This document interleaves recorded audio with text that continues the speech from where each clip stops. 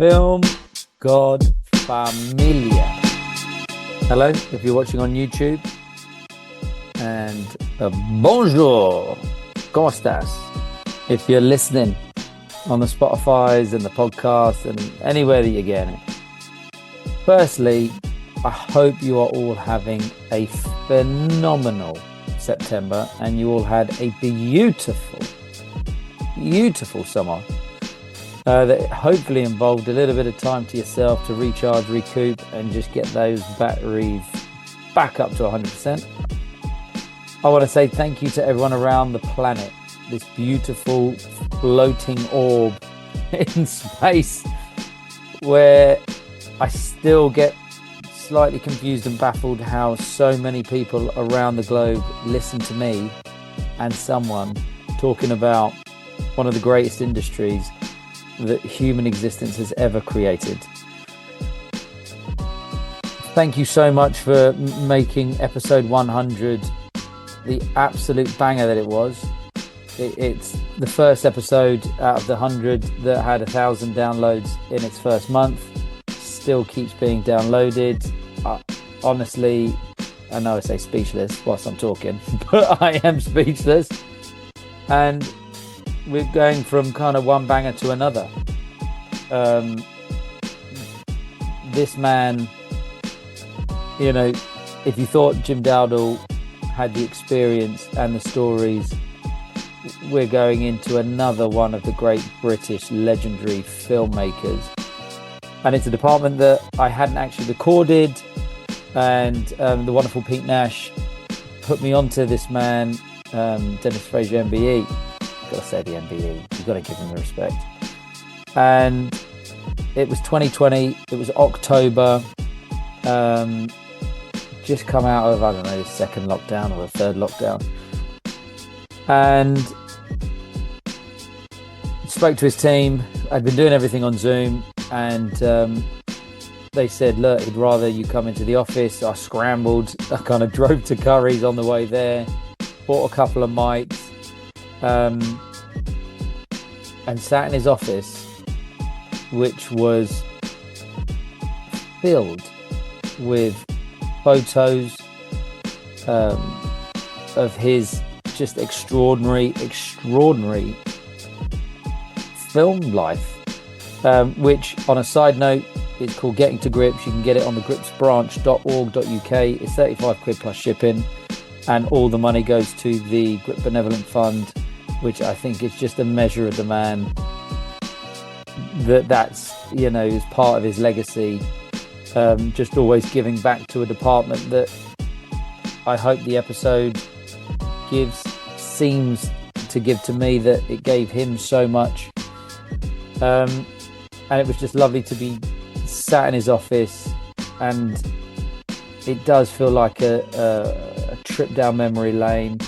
So I highly recommend you just stick it in your ears, you put your headphones on, you just have a little chill in the garden, have a cup of tea, a glass of wine, and just find this little hour and a half for yourself, because you won't want to be distracted with this. The pace of it, the stories of it, the wisdom that only a man with this life experience and film experience, and seeing a department change and creating a department's, you know, the MBQs and just giving back, I think, is the one thing that I get from this. It was not, you know, what can the film industry give me? What can I take from the film industry? How much money can I make from the film industry? It's about the art. And yeah, he made money. Of course he did, because he was great at what he did, and he was very busy. But I love his little give back at the end, and his advice to his younger self, because it is so true. And I'm not going to spoil it, because hearing it from him means a lot more than hearing it from me. So, ladies and gentlemen, episode 101, the absolute legend, Mr. Dennis Fraser MBE. Ladies and gentlemen. So ladies and gents of the film gods, I'm sitting here in this man's office and I'm surrounded by photos that are very, very clearly part of kind of film, British film, but even just film history. And a wonderful man, Pete Nash, put me in touch with him. And we're going to have a quick chat about his experiences and his knowledge and what he's learned throughout the his time doing it, which I think is a little while. We'll get into it, but I think he's been doing it. It's not his first rodeo. So what is your name, sir, and what was your role on the call sheet? My name's Dennis Fraser. I'm a key grip. I've been a key grip for many years. Many pictures. And I've now pulled myself out of gripping, and I run a company hiring grip equipment. Mm-hmm. And my main objective is to design, build and create different bits of equipment that younger grips can use in the industry. So that's where I am now. But I started off life in London just before the war, and went through the war. No education really, didn't go to school so much at that time. Yeah. I got evacuated when I was very young. Oh wow. My brother and I got evacuated, and we were evacuated for about 2 years, and then came back to London. When the war finished, we were quite poor, really. Mum and Dad. My dad was a professional boxer who went blind in the ring, and got one eye better. And he was a street trader, so I used to work with him on his barrow every morning and evening and that. So I sort of got a good ethics of working. Yeah. And get up early, and do a hard day. And working for myself, and and I thought it was important to be able to fend for yourself and work. Anyway, years went by, and when I was about 17, we moved out to L Street, Boreham Wood. Okay. With the studios around then, or was it just and there was 7 studios. Oh wow. Working at that time around that area. Yeah. MGM, ABPC. There was the old National Studios, Danziger's, and go on and on. There was one at Bushy. So it was quite a big industry in that area. So what year are we talking? What kind of roughly? Well, I'm going back to the 50s, okay. early 50s, 53. Yeah. 53, and so it was an obvious place to go and work.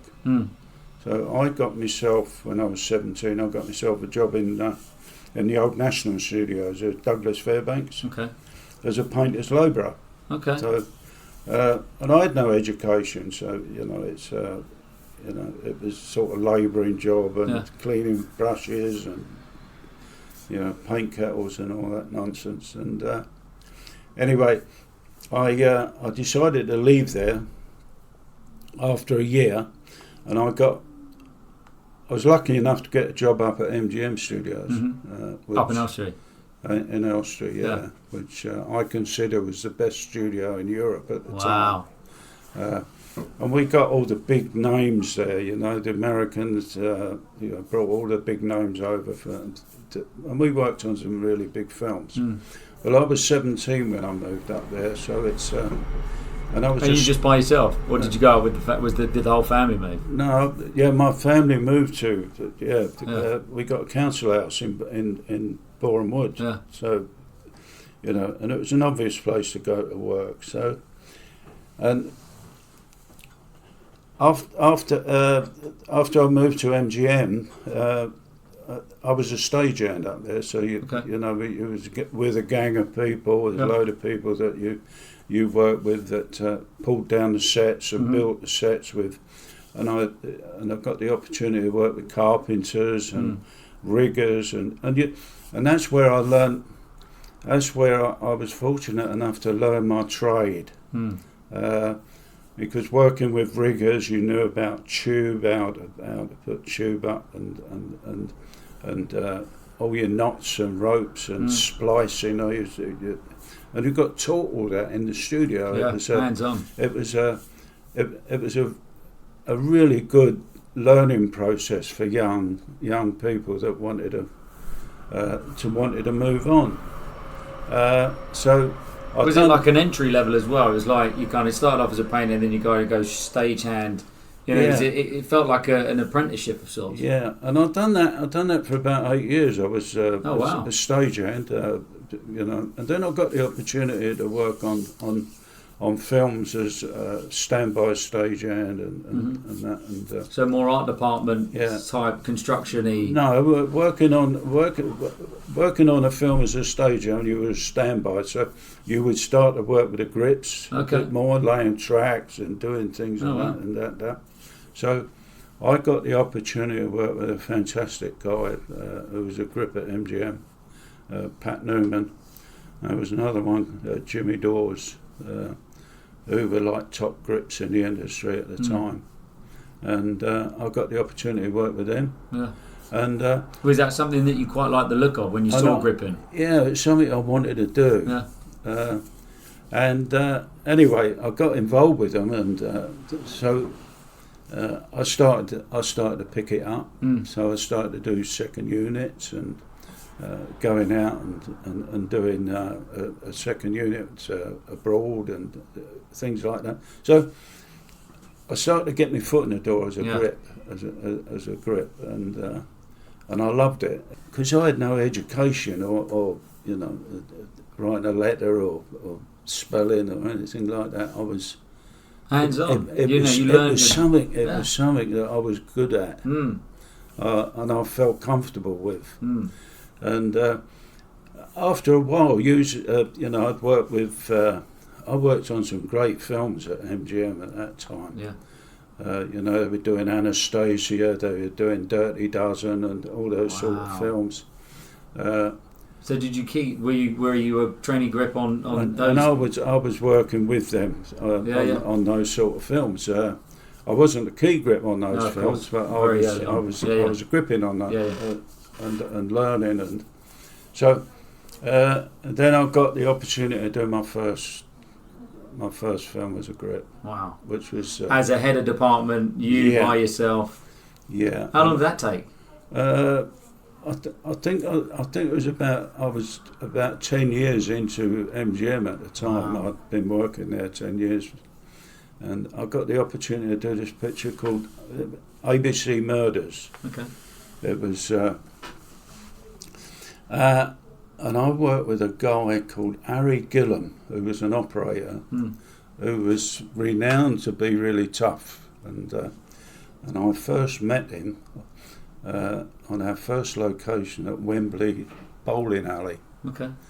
And I thought myself, I'd best introduce myself. It was my first. Let's turn the handshake. It was my first picture as a grip on the job, and a number one grip on the job. And anyway, he went to the toilet, this guy, and I thought, it's a good opportunity for me to go and see him. So I went in the toilet, and I'm standing next to him, and we sort of finished, and as we were going out the door, I said, "Excuse me, Harry," I said, "but, I want to introduce myself, and I'm your grip on the picture." Yeah.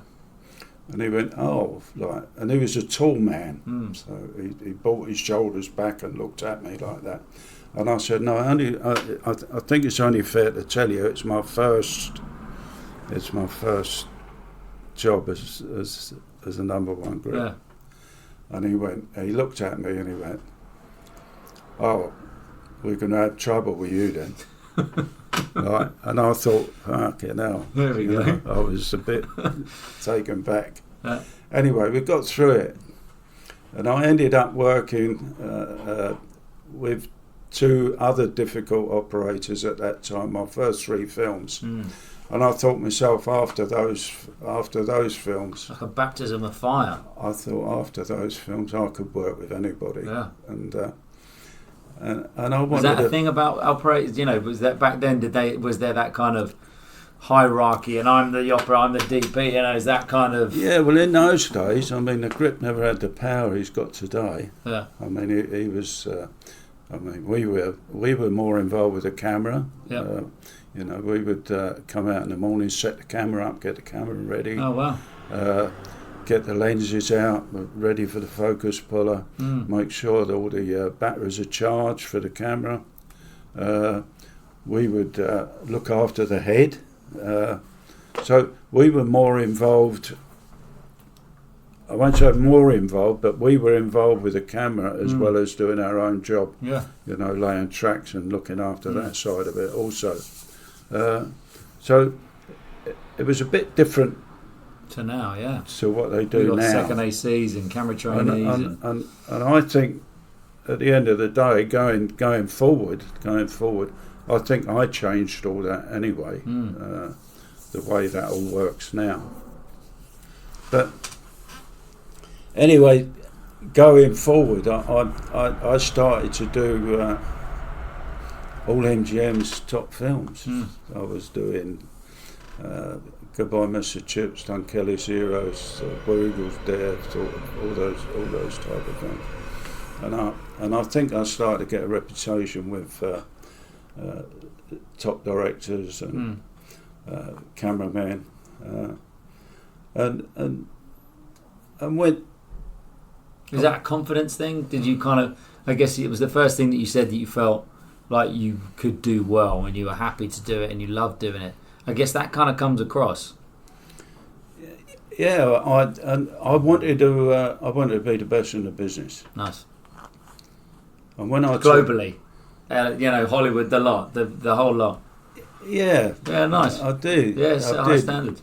And looking forward, looking at my life now, is that whether I achieve that, I don't know. But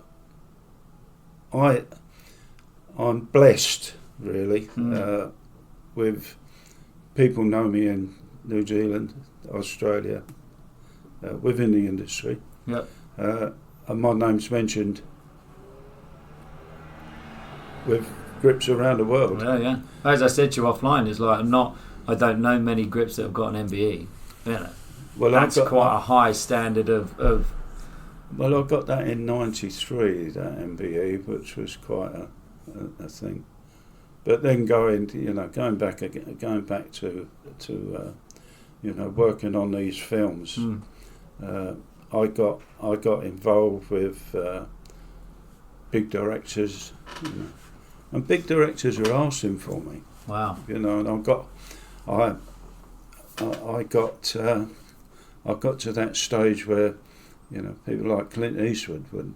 I saw the picture. That's amazing. Yeah, but he would phone up and get me on the film, Amazing. And I got a situation once where I was doing a film at Pinewood. I was doing a picture called Silver Dream Racer, and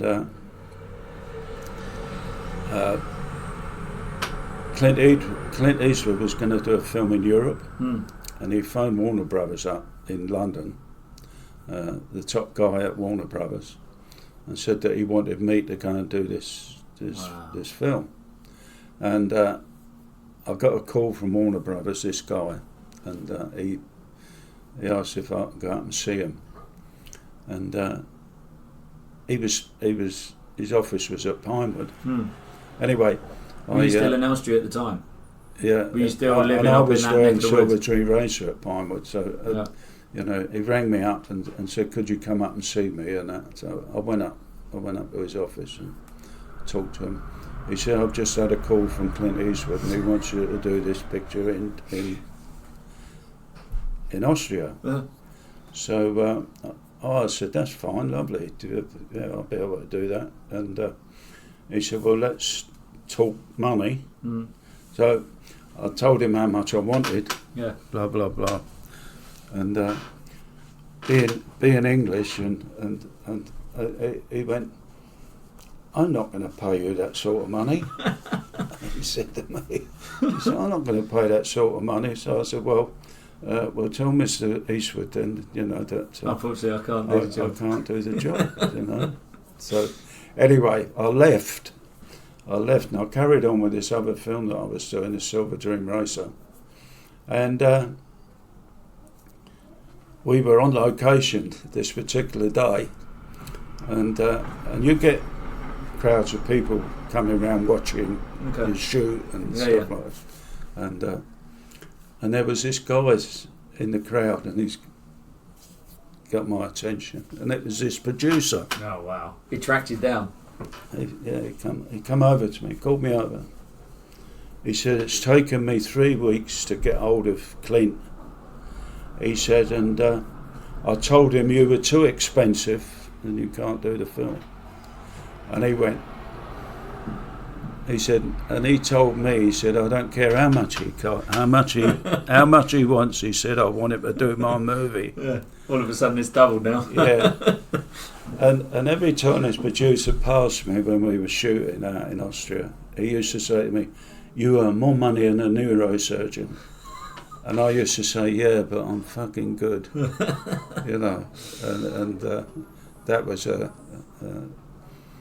sort of one of the little stories that I guess remember. Kind of, because I guess some people here might not even know what a grip used to do, what they do. What was it that you would be doing on those jobs then? I know you kind of used to mention about camera back, but how did that progression change to what grips do now, and what is it that grips? Well, I don't think it changed. I don't think it changed until I packed up gripping. Okay, and why did you say? Because I think, but jumping the gun really is that. I packed up in the 80s. That I started a company called Grip House with some partners, which was a disaster. Because I had a successful company, and I had some partners that really didn't want to contribute too much, and it didn't. Although it was a successful, very successful company, I had money problems, and no one would put money in it, and so. It didn't work out in the end, but that comes later.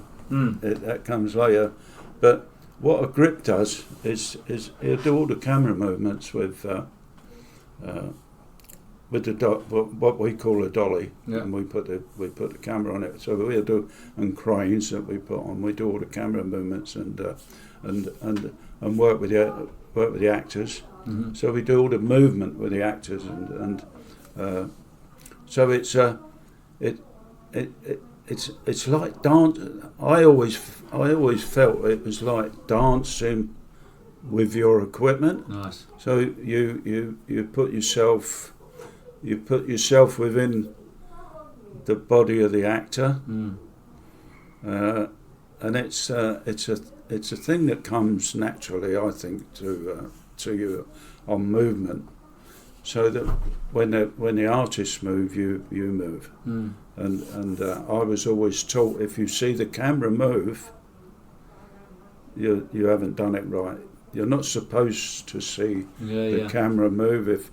If the artists move, you move with them, so that you don't really notice the camera. It's all kinds of, and you do musicals, and I used to love to do musicals because you could throw the cranes around and keep in harmony with the artist and all that.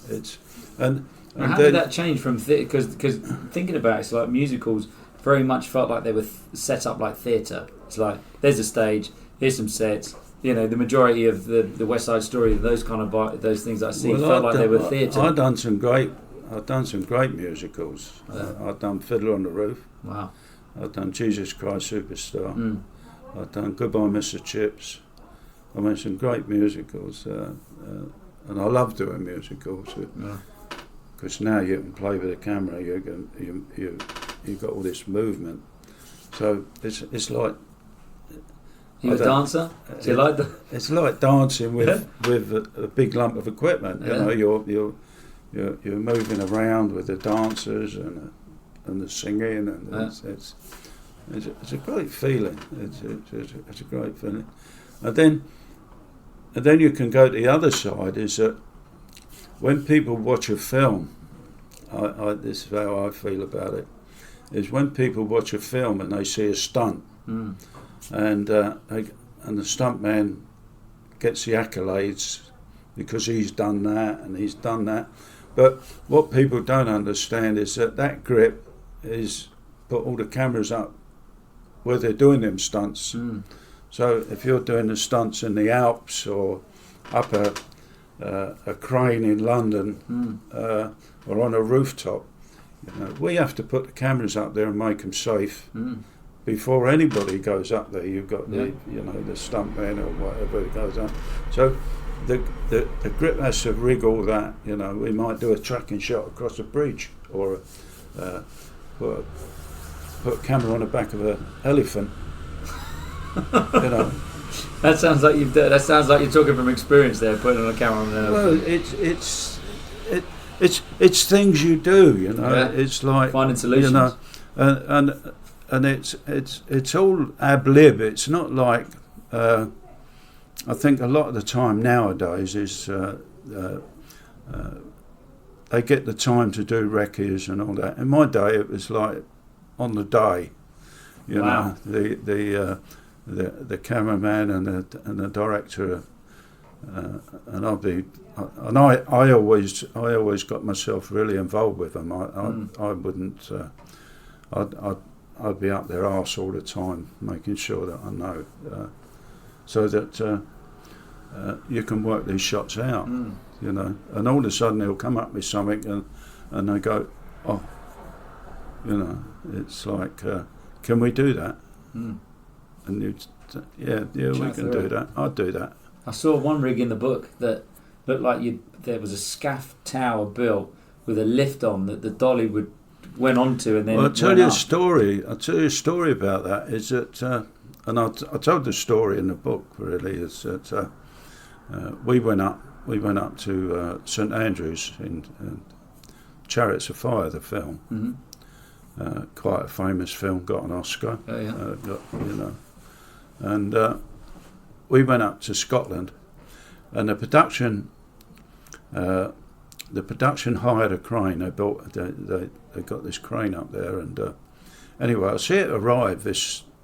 When we arrived up there, you know, in the afternoon, I saw this crane arrive, and anyway, I went over to the production, saw the production lady, Joyce Early at the time, very nice lady, good production manager.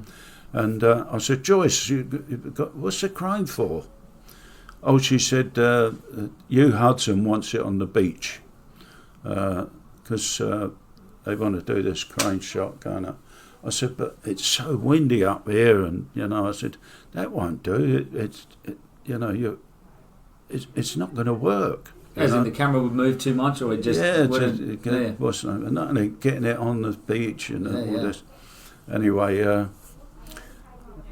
Anyway, she said he's ordered it, and that's what he wants. So fine. So we've got this crane on the beach, and it was with the runners coming up. The slow motion coming with up, the famous music. Coming up, wasn't it? And as they come up, we were up, and then as they come up, we come down, and they run past, and there was a guy with a dog walking. So we do that. And anyway, we'd done the shot, and then we wrapped and went down to Perth. Okay. We got down to Perth, and anyway, that evening I'm sitting there in the hotel having me dinner, and an assistant come up to me and said, Hugh Hudson needs you down the theatre, the local theatre in Perth. He said, once you're down there, he said, to look at rushes. Wow. So Is that quite a typical thing to be asked as a grip to go and watch the rushes? Or was this quite a... That could be a little thing later, because I used to like to go to rushes, Okay. and it wasn't the norm for grips in those days. Anyway, You got the call. I've You're had going my down. dinner. I've had my dinner, and I've gone down to. I would ask you what you had for dinner, but I think that's just too much information. Like steak and chips. I can't remember what. Anyway, we've gone down to the theatre. I've gone down to the theatre, and Hugh Hudson's there with the cameraman and what's his name, and he said, "Have a look at the what's his name." Anyway, it was Wobbling. It wasn't very good, and there was no gyro stabilisers around in those days or anything like that. It wasn't very good.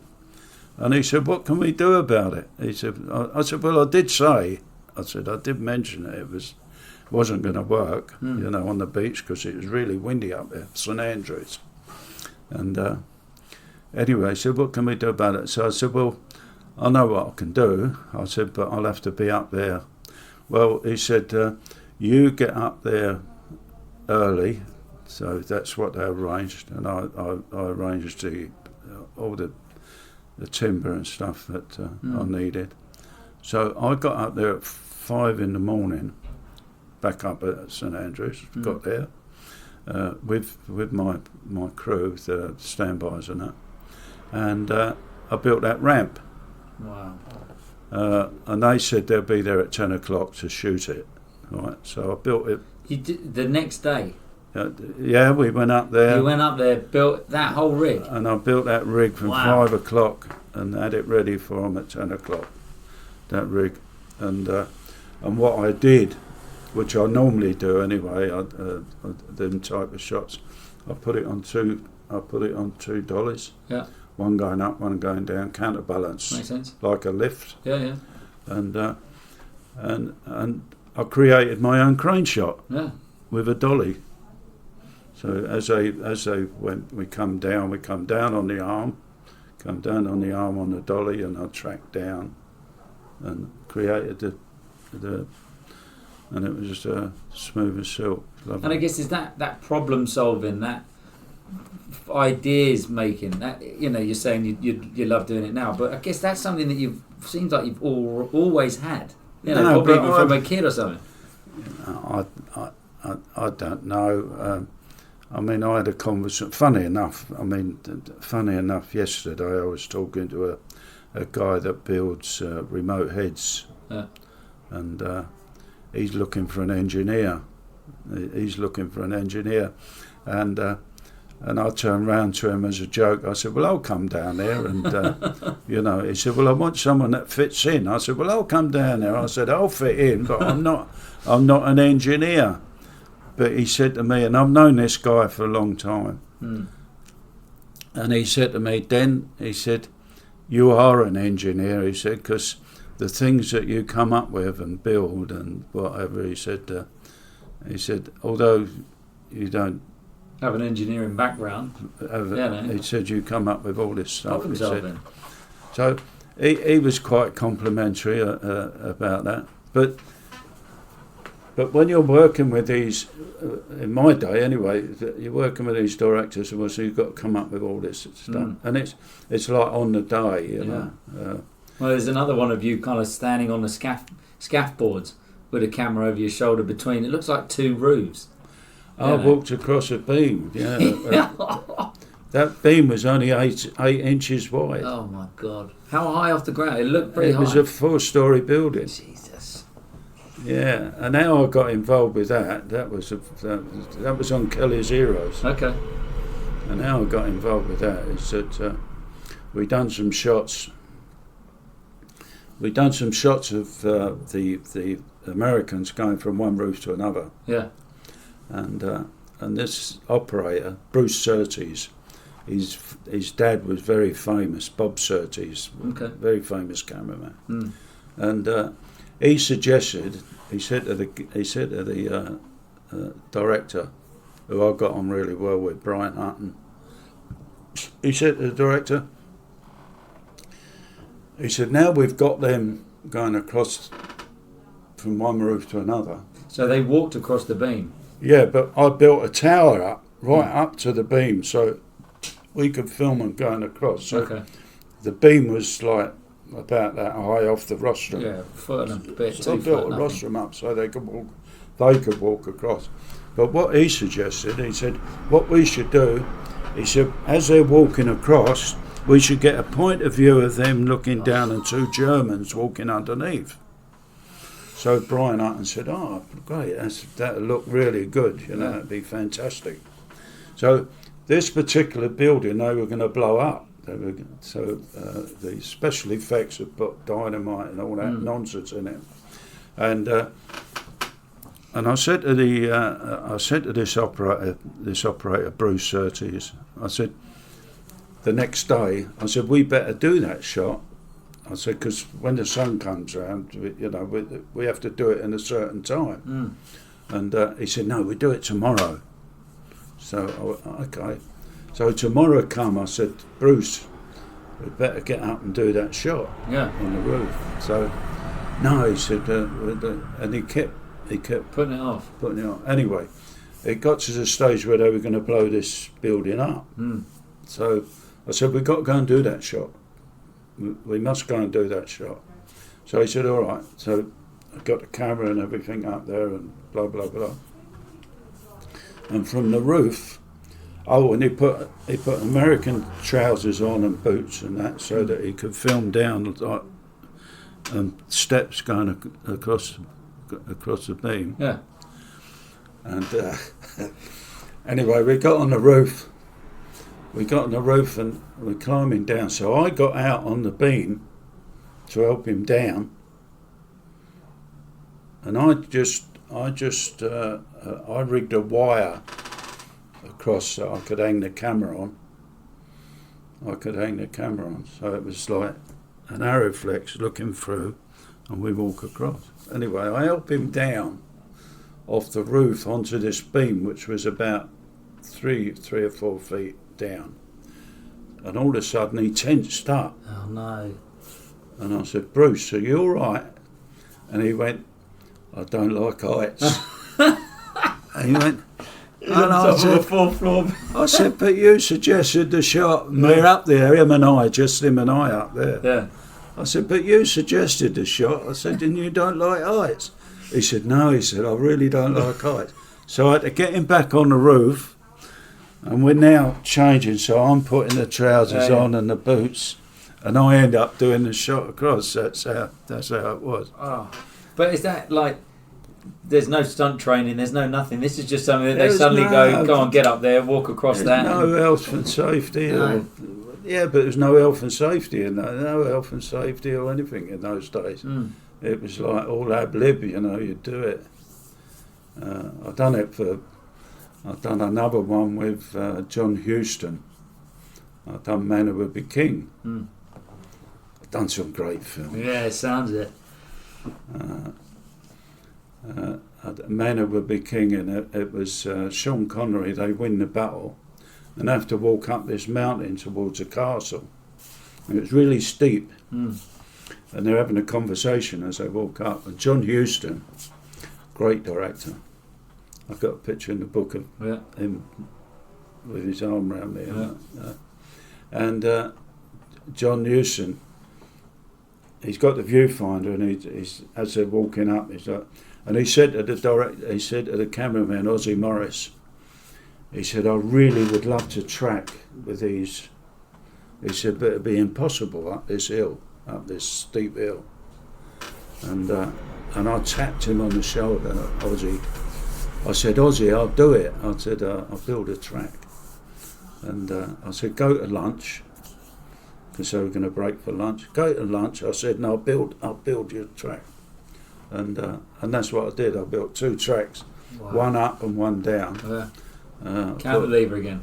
I put a cantilevered it. Yeah. And I put a Fisher Dolly on boards going up, and an Alimac on the other side, with a guy sitting on it for a counterbalance, and and it just went up on its own. Really, you just push it, and they paused halfway through the walk, and then when I went with them, so I went bump, and then so all them sort of coming up with all that sort of stuff, you know. It kind of gives a sense of pride, doesn't it, to your job, where you're not just saying can't do it. They're like, give me an hour, let me figure it out. I sort of pride myself in, or in those days, I pride myself in never to say I can't do it, I can't do it. I used to do it. I done another thing on. I mean, I can go on and on about what we did. Do you know they're a great film when you're doing them? Sorry? Like, you know, you're saying you've worked on some great films. When you're working on these films, do you suddenly get a sense during the film you go, this is going to be a fucking great film? Yeah, it depends who you're working. I think I was so lucky. Like I said earlier, I was blessed. I worked with some fantastic people. You know, the directors and cameramen that I've worked with. I don't think anybody will or has ever had that experience. The amount of unique time. The amount of people that I've worked with that actually wanted me to do the films, you know, that phoned up one. And I think my son's in that same position. He's sort of getting that reputation now. But it's I've been so lucky, and I've done over 110 films. Wow. You know, it's like an IMDb that you just keep scrolling through, and it's just like a never ending. I haven't got on that IB or whatever they call it. Is, I haven't got all my films on there that I've done. I've done a lot more than they show. But I've got a list. I've got a list of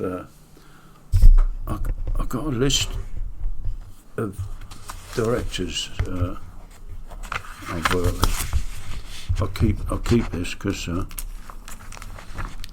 someone wants my references. I'll go through some of the directors I've worked with. Yeah. David Lean, Stanley Kubrick, Roman Polanski, Brian Hutton, Sam Peckinpah, Norman Jewison, done a load of films with him, Blake Edwards, John Huston, Clint Eastwood, Michael Bay, Sidney Lumet, Tony Scott, Ken Russell, J. Lee Thompson and John Landis. What a list. They're some of the people that What a list. Yeah. And is there something that they all have in common? You know, as top directors and you've worked with them, you've gone, that list of people there, they are this, they are that, they're meticulous, they're something, you know, what is it that those big directors have that you love working with? Well, they've all got their own way of working, but they're all famous. They've you know, I mean, you work with I don't know, John Huston, very quiet man, but knows what he wants, you know. Not a shouter. Not a shouter, lovely. Then you go to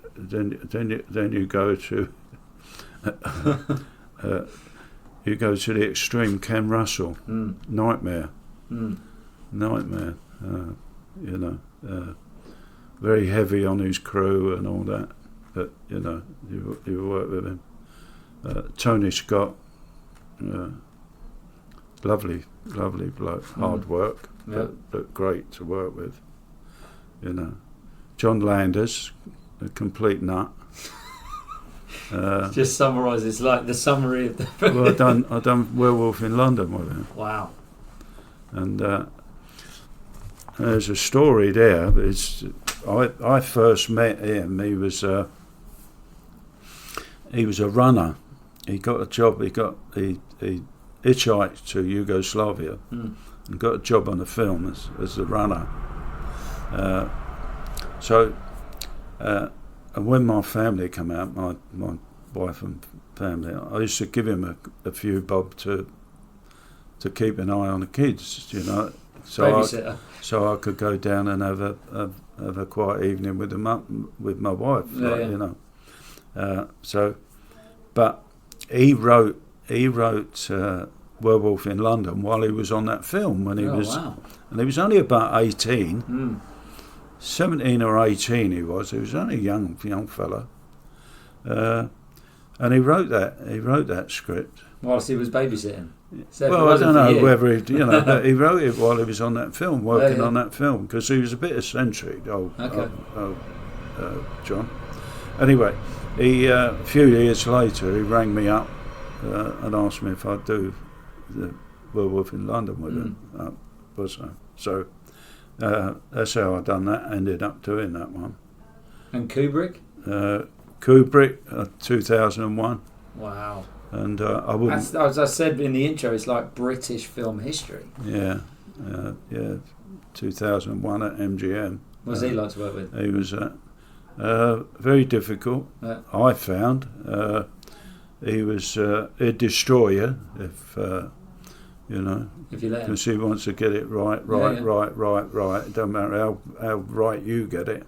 If he's not happy with the product or whatever he's doing, he'll keep going. He'll keep going. It'll destroy you in the end.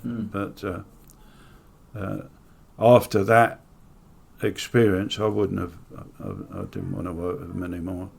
Okay. I got an offer to work with him again after that, and I didn't want to work with him. Destroyer. But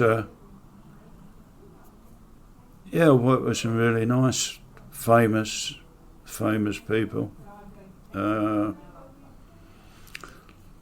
then at the end of my gripping career,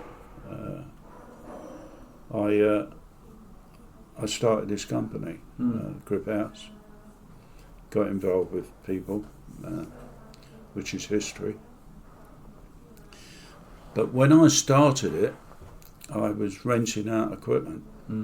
So can I just ask, just because it feels, I don't know whether it's the right question to ask, but what made you feel like it was time to just pass it on? Because you've done so much, and you've done, had you had enough? Well, I think in my day it was like I was away for 8 months a year. Yeah, I was always away. Tough on the family. And it was tough, really. And I decided to pack up, but.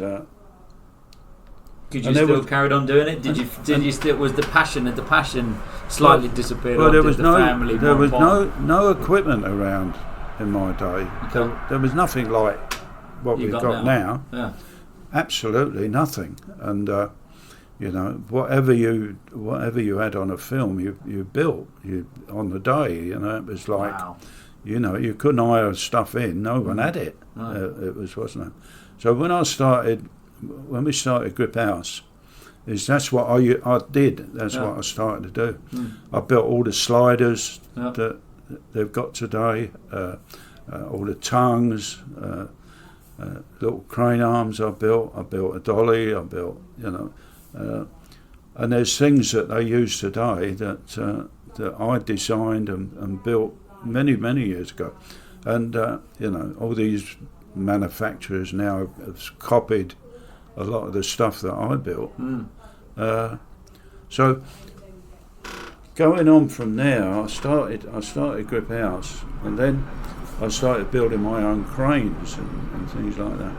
But then I suddenly realised, and all the studios were closing at that time. They were going for a wall, right? So they were getting rid of all their personnel where I grew up. Yeah. I worked for MGM and all that. They all went for a wall, so they got rid of all their staff. So everybody sort of went freelance. And I realised that when I was hiring stuff out, there were people coming in that knew nothing. Yeah. And my gear was going out with these people, these cranes and all that. And there were certain companies around the industry at that time who would send a crane out dry. And you What does wouldn't that know mean? you wouldn't know who it went out with. Oh, okay. You know, whether he's experienced or what. But I wouldn't do that. I created a job which we call a crane tech. Yeah. So I wouldn't let my cranes go out unless one of my guys went with it, who was trained to properly use it. Safely. Right? Knows how to do it. Knows how Safely. to, yeah. So Makes that's sense. how it progressed with that side of it. But then I started designing, equipment, all sorts of equipment. And I started to change things. But then I realised that people were coming in, and you'd be talking to them, and you think, well, he don't know very much, this guy. He's not very good. He's blah, blah, blah, blah, blah. He's not going very good. So I got involved. I then got involved with an association in London, which was government run, and they done qualifications, Okay. and called Skill Set. Yeah. Yeah, yeah. And anyway, they come and approach me, talk to me, and and I thought, that's what we need. We need our grips to have a qualification to say that they can actually do the job, because it's a dangerous job. Yeah. Well, you're walking across scaff tubes on It's building stuff. Yeah. You've got camera crews and people like that rely on your safety and you're swinging. Now they're swinging the 100-foot cranes around, Yeah. and building tracks for all this stuff, and putting cameras on cars and doing all these different things that they do now. And I felt that we needed a qualification. So What year? Where are we thinking here? Are we in the 90s now? I'm going back to about 87, Okay. 88. Yeah.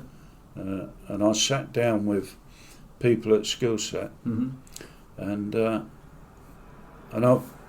put a qualification together. Yeah. We put Is that what I know as the MVQ? and MVQs, Yeah. the level 2s, level 3s. Yeah. And so I spent ages doing it, and everybody said, no one will take any notice, no one will want to take that, because it's what's a.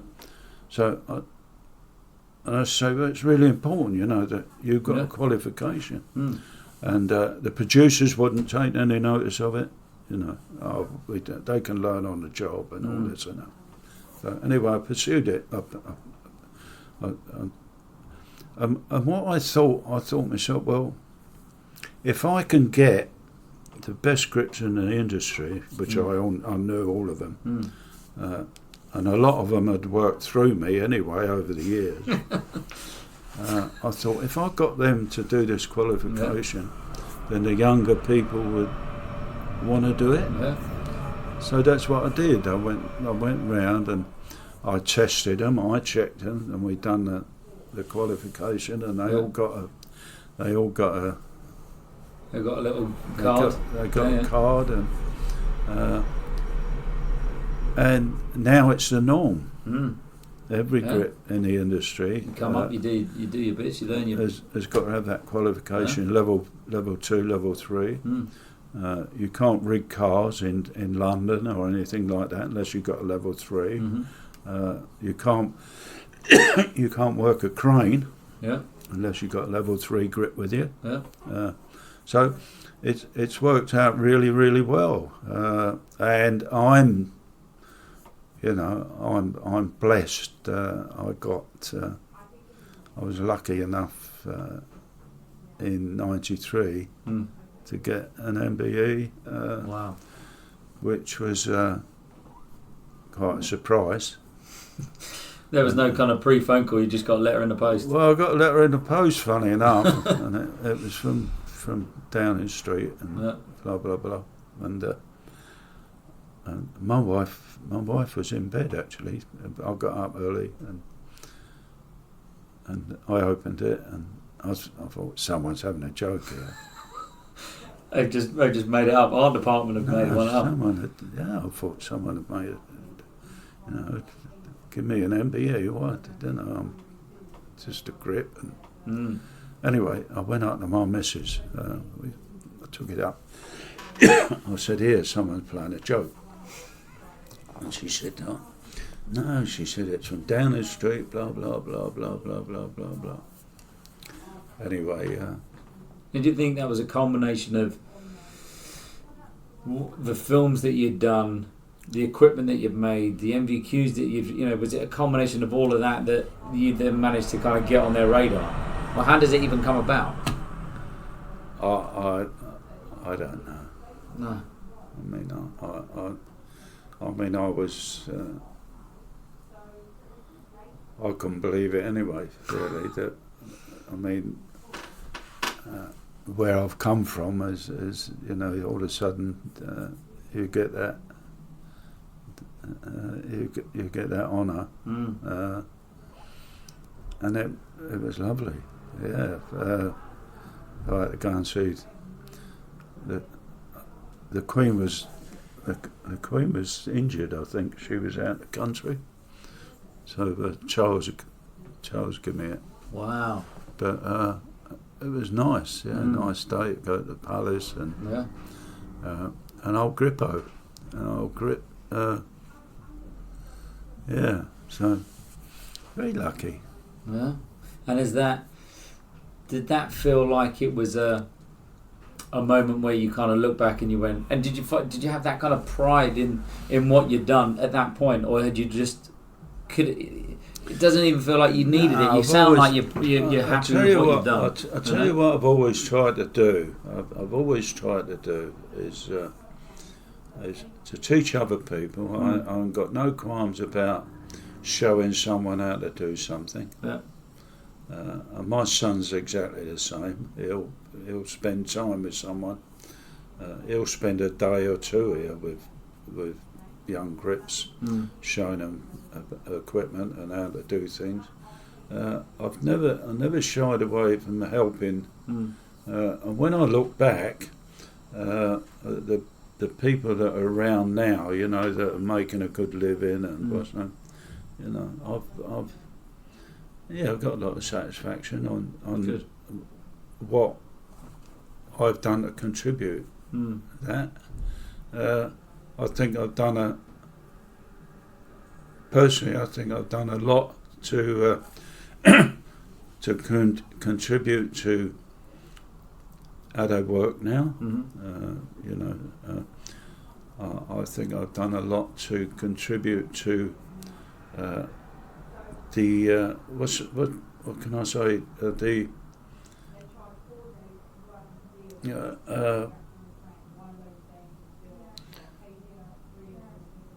I can't think of the word. It sounds like you've done a lot to help mould the department.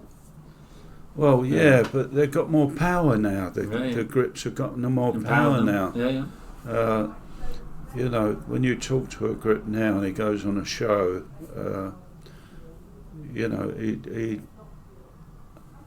he's sort of top of his department, and it wasn't like that in my day. I had to work on it to make that happen.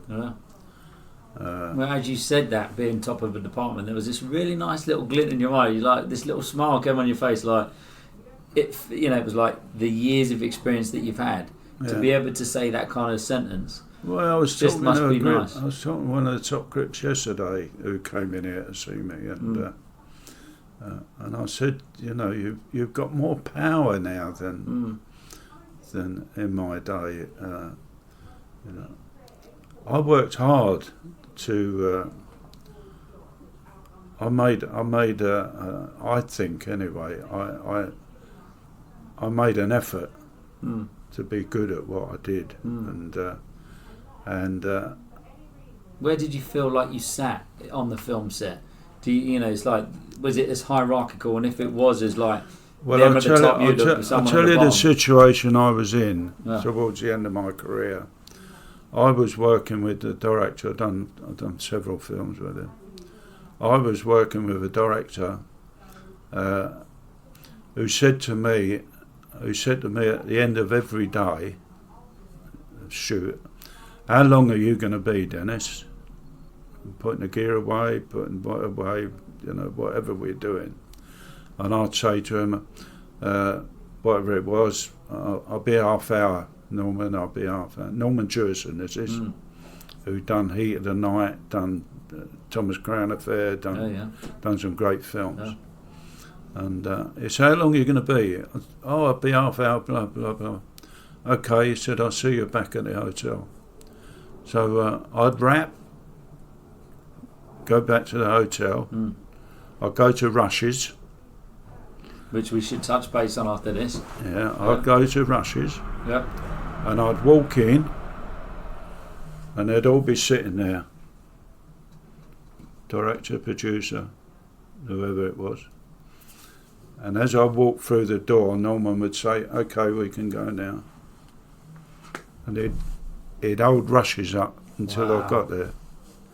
And that's what he thought of me. That's a level of respect that's what he thought of me. Yeah. And I think he'd done a programme on radio. They interviewed him on radio and said I was the best grip in the world. Someone asked him what a grip was. And he said, "Well, you've got the best grip in the world in this country." Amazing. And I've got one there actually, a magazine that Kelly's Heroes, and the director says in that, he wrote in there that I was the best of the best and the best grip in the world. Amazing. So yeah, and it, having, because we've never met. I never would, my age wouldn't have allowed me to have had the pleasure of being on your film set. But from the stories and the way that you talk about what you do, it's a real passion. It's not just, it's like, you go and have lunch and I'll build this. Most people are like, "I'm having my lunch, don't even talk to me during lunch." Yeah, whereas but your attitude was like I'm going to get it done because I want to help this film out. Do you know what I tell young grips when they come here? And I think 90% of them out there, it's about money, what they can earn. Yeah. And what I say to grips is learn your job.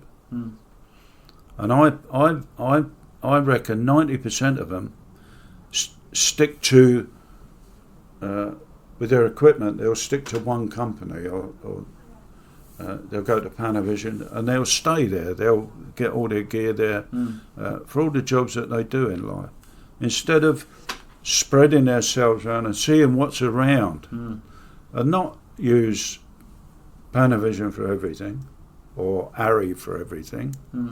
Is to get a bit here, a bit there, a bit there, that's going to suit them to do that particular job. And they don't do that. And what I try to say to these young grips is not about money. Don't think about money. Learn your job. Yeah. Learn your job to the best of your ability so that people ask for you. Then the money will come. Then you'll go out there and earn the money because people will want you. Wow. And they'll want you because they'll do films. And I'm the same. I'm the same with my family. My boy and my grandson is. Are they both in it? Oh, they're so passionate about what we do. Yeah. Well, there's a legacy as well. That's part of it. They're so passionate of what they do, and I'm still like that. I'm 85. I'm still down there. I'm still playing down track. And people say to me, "Oh, why don't you retire? What are you doing? How much money do you want? It's not about money. No. It's my toy shop. Meccano for Absolutely, adults. Yeah. it's my toy shop. Yeah. I get a young grip phone me up and say, I'm doing this particular shot, how can I come in? Yeah. And we work it out. Yeah. And I work it out with them and we discuss it. You know, then I'll get a phone call, you know, oh, thanks very much then, you know. Yeah. And that's when I feel... Yeah, that's the fire. That's when I feel, I've helped that boy. Right. He's, Why would you give up? You know, why do I want to sit at home? Yeah. Watch Countdown and Homes Under the Hammer when you convert. And die. Yeah.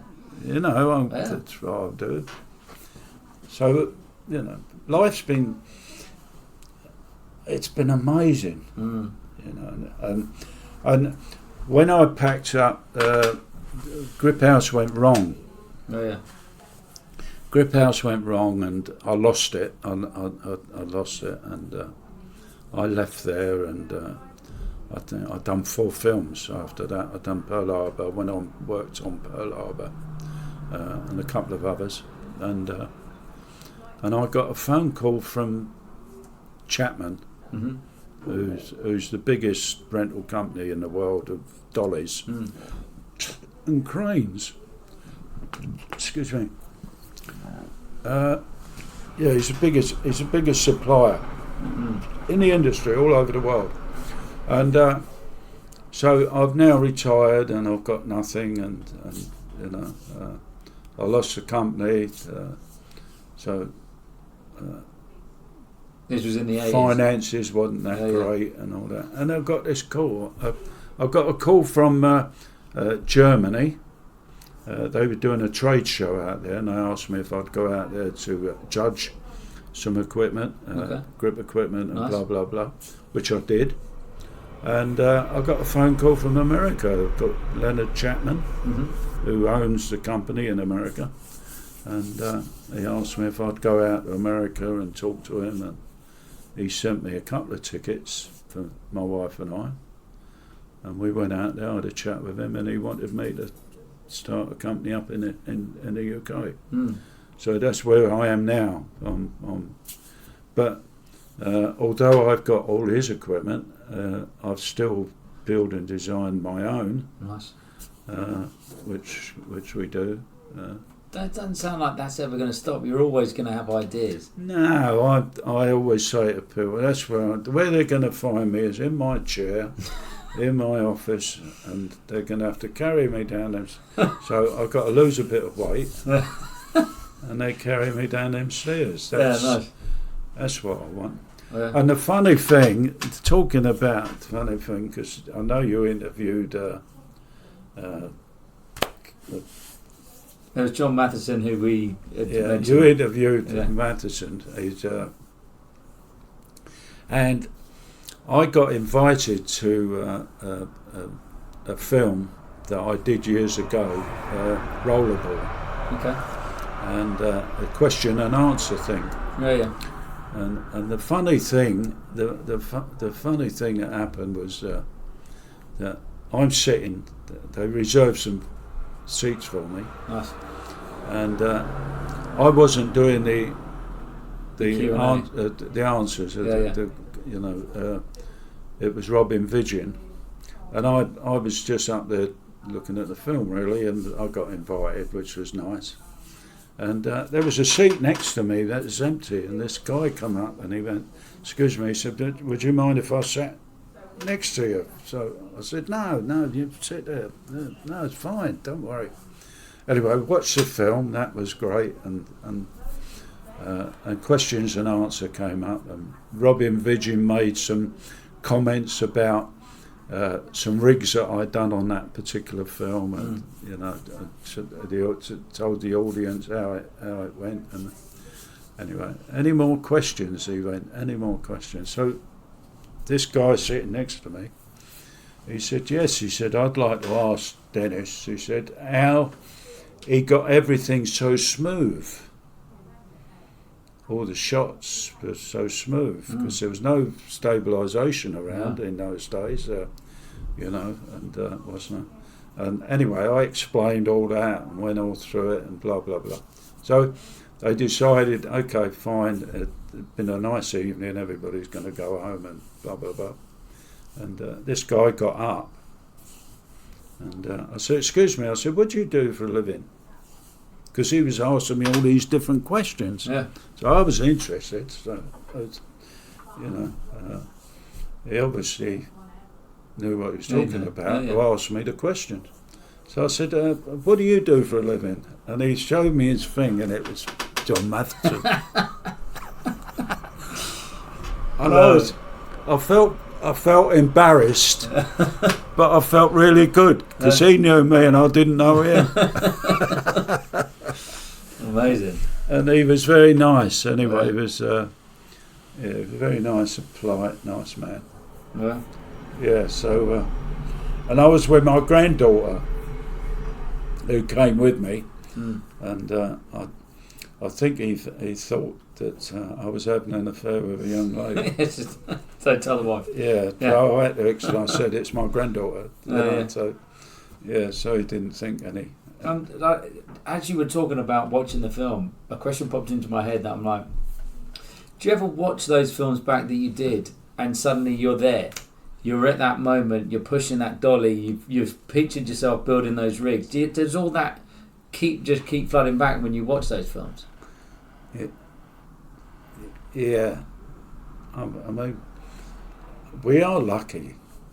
We are lucky, really, in as much as you can put a film on, and all of a sudden you're there, you're back there. Yeah. It's like if you're a builder in a house, it's you build something and it's done, but you see all this work you've done over the years. It's I mean, I loved one, Jesus Christ Superstar, this tracking shot I'd done in that. It was, and I thought it was loads of moves. It was, and you had to be really precise.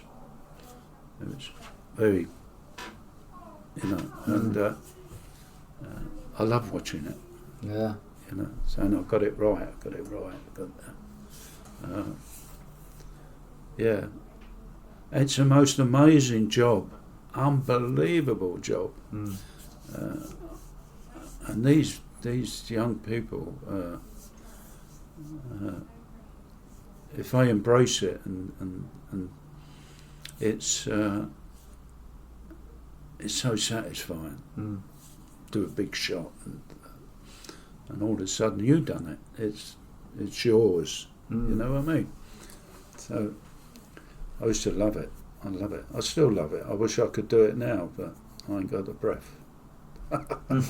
And always features? Or did you start off? Was there a little time that you did a bit of commercials, did a bit of music videos, or were you? It sounded like you just went straight into. I didn't like doing commercials when I was younger. I'd done films. I was always busy on films. But when I did have time, when I did have time out. I would work with someone like Tony Scott, but not many. I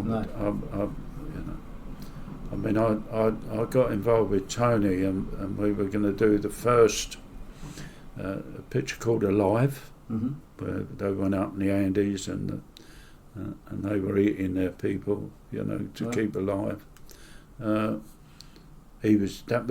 That was going to be his first film, I think, and I spent a bit of time with him in London working out how we're going to do all the shots. We were going to do the film. You and the director, you and Tony. Yeah, me and Tony, and wow. And he never did it in the end. He didn't do that film, but I was going to go up and do it with him. Yeah, because we'd worked it all out how we were going to track and do this and that. But there he is. He's lovely. He put up there, "I love you." Yeah, he jumped off the bridge, didn't he? Yeah, he did. Yeah. Yeah, lovely man. Yeah, great. Yeah, lovely man. Yeah. But he's my favourite. Clint. So it's there's pictures of just some of these pictures in this room. Yeah, but It I've is got just history. I've got Yeah. that's my dad. That. Oh wow. Yeah, he was good. He's good. Yeah. He was a good professional. Yeah. And Clint, so working with a director of an actor, I guess actor as well at that point for Clint. Yeah, but when I worked with Clint, the first jobs I'd done with him, he was he wasn't like any other actor. Mm. He wanted to know what was going on with the camera. He wanted to, I think I got a picture of holding a viewfinder up for him. Mm. Someone took the picture when I was holding it up, where he would want to know the framing, and that's why he's such a good director. Yeah. He shoots what he needs. and He doesn't overshoot. when he was young, he was learning. He wouldn't spend his time in the dressing room. He would be out with the crew. Yeah, lifting a dolly with me, and Wow. and all that. It was fantastic, lovely, man. And then after that, I went to America, and I went down to the studio, and he remembered you. Yeah. It was like, and have a chat with you as if no years had gone by. Yeah. And then my son done a film with him in London, and I went down to see him, and the cameraman played a trick on him, and he came in about to the location where they were shooting. Clint turned up about 9:30, got out of his car, and Tom Stern was the cameraman. Mm. And he went up to Clint, and I went down to see him. That was that picture. Yeah. I went down to see him, and Tom Stern said, "Don't tell him that you're here." He said, "I'm going to play a trick on him." And he said, "Clint," he said, "the grip hasn't turned up." My son, it was the key grip on it. Yeah. He said, "The grip hasn't turned up." He said, "He got in a fight last night, and he said he's not come." He said, "But we've got this old guy who's going to take over." And I walked over, and he went, Nice. "How nice to see you." And we're standing there having a long chat. Yeah. But what a nice guy. Yeah. What a lovely bloke. And I guess those relationships are important, with a grip, with your cameraman, with your directors, and it must be you've probably been on enough sets where the egos have been too much and the attitudes have just been wrong. Well, I found, with my career, I found that actors, there was, I could say, very few actors would acknowledge you. Yeah. A lot of them live in their own world. They're not interested in you. They come in and they don't even say good morning, good night, and that used to piss me off sometimes. You think, why can't they acknowledge it, just say hello? Yeah. Because you're only, when you're working, some of the shots you're doing is you're about 2-3 feet away from them. You're moving, you put yourself within them to do the moves, and some of them haven't even got time to say good night or thank you, or but there's some nice ones around, I can't knock it. I've had a fantastic career and life in the business. And was there that moment, because it, from starting off as a paint as assistant, and then stagehand, and then getting into kind of the gripping side, at what point did you suddenly go, I'm a good grip here?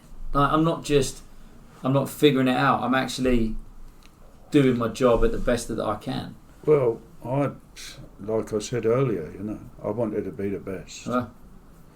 I wanted to be the best. And then you had certain people. In your career that would try and undercut you and to get your job and all that.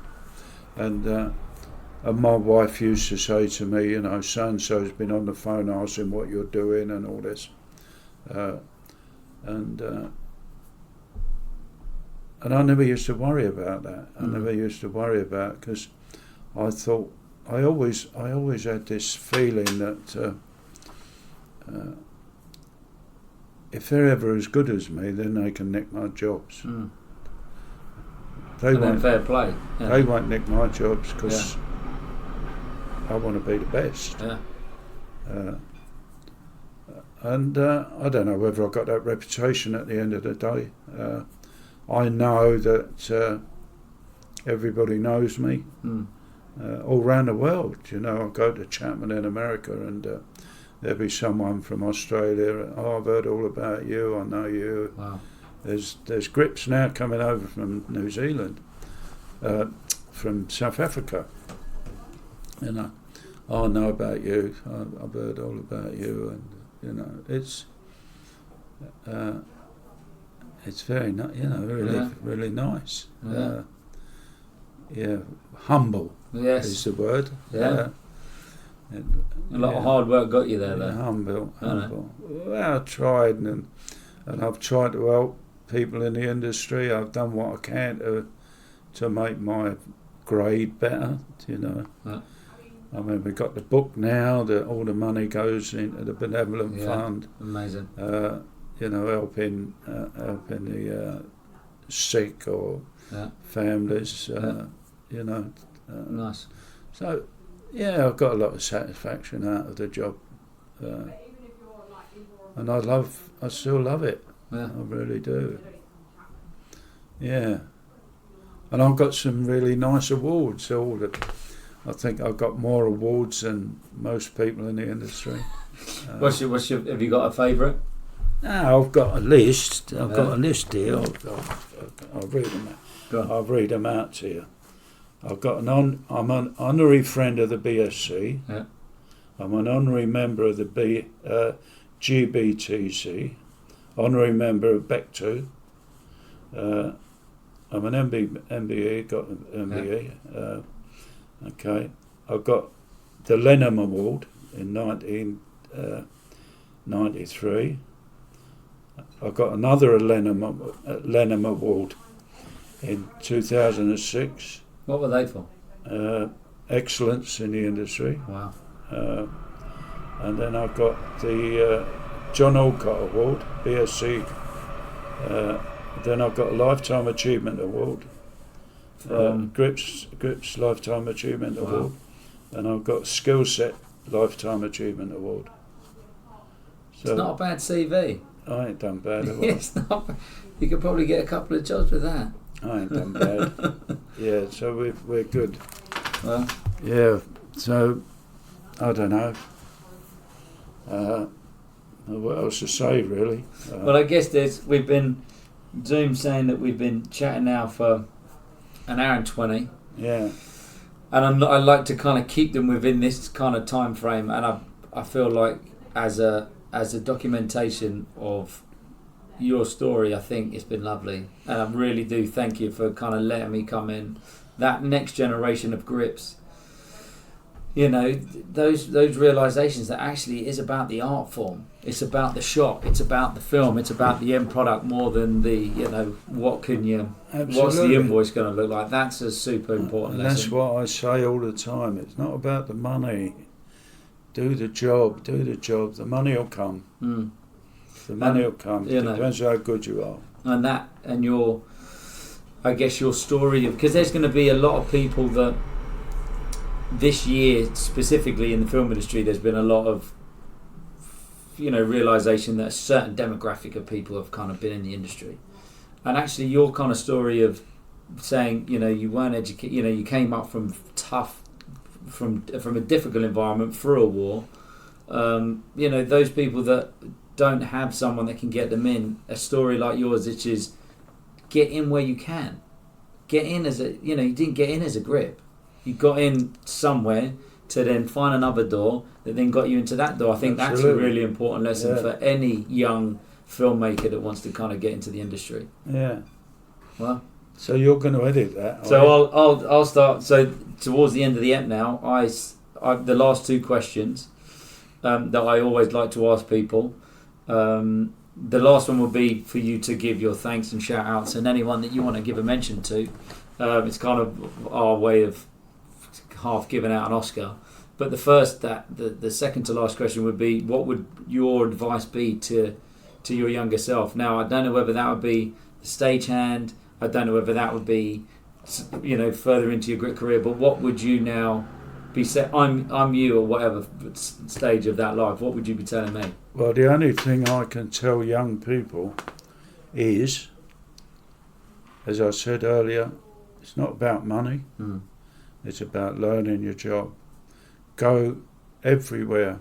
See what equipment's around, what makes your job work for you, what equipment works for you.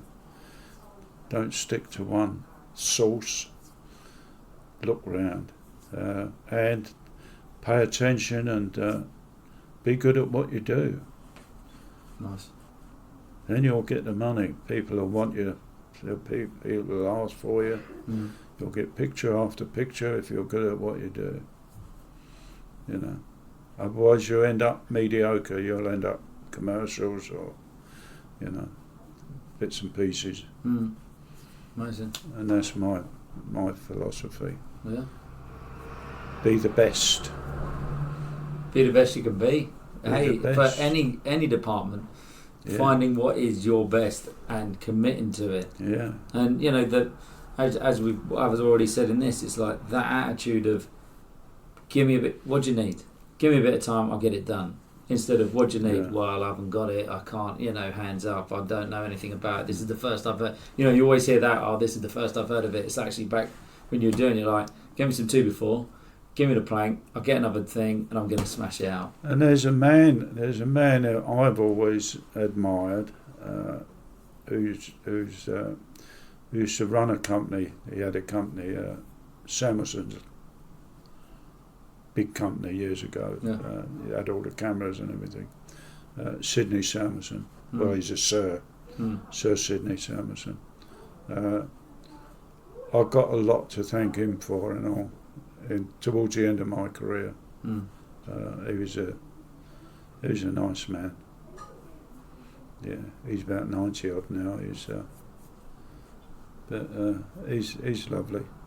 Nice. Well, look, it leads in lovely to, this is your chance to give your thanks, to give a shout out to someone, in your own words. So, who do you want to give a thanks shout out to? The only other one the only other one is my wife for putting up with me. I mean, she's got to be a strong. There's got to be a strong personality to be able to kind of handle you being away. With me, it's I don't deserve it really. She put up with me well. Yeah, it's a good girl. Yeah. And she was probably your PA. It sounded like you were saying she kind of take phone calls for you, and Yeah. I don't know. Yeah. We've been married now for 61 years. Yeah. So Wow. ain't done bad. Wow, amazing. And is that, I guess, a short way of saying thank you to her, but, well, there we go, the ice cream van. It must have been a difficult, I don't know whether difficult is the right word, because I don't know the situation, but not having that other half of your relationship at home It is for for 8 them months. because they're bringing the kids up, aren't they? I mean, in my day, they don't go away so much now as I could spend 8 months away. You know, I do 5 months and come back, and I'll be leaving the next day on another job. Yeah. It was, and we never had the money in those days. I was struggling. Even being that busy. Huh? Even being that busy. Well, when I started off, I was struggling. You earn £24 a week, Wow. in those days. Yeah. Don't earn the money they earn now, obviously. But it was tough. And, it was really tough for the families. Not only me, other grips around. In the industry. But I've worked with some great people. I still keep in touch with a few of them that we ring up and talk. So it's great. Amazing. Yeah. Well, look, thank you so much for your time. I really do appreciate it. You've kind of been able to give me what was 2 hours. I couldn't, not being able to figure out how to fix this microphone. Pleasure. Thank you so much for kind of giving me the time. Do you want a coffee or anything now? I'll have a little coffee before we go. Right, do your coffee. Thank you, sir. Yeah, nice. So that was a chat with the king or queen in the game. I give it a shout at the end so you all know the name. It's the Film Gods Podcast. The what? The Film God Podcast.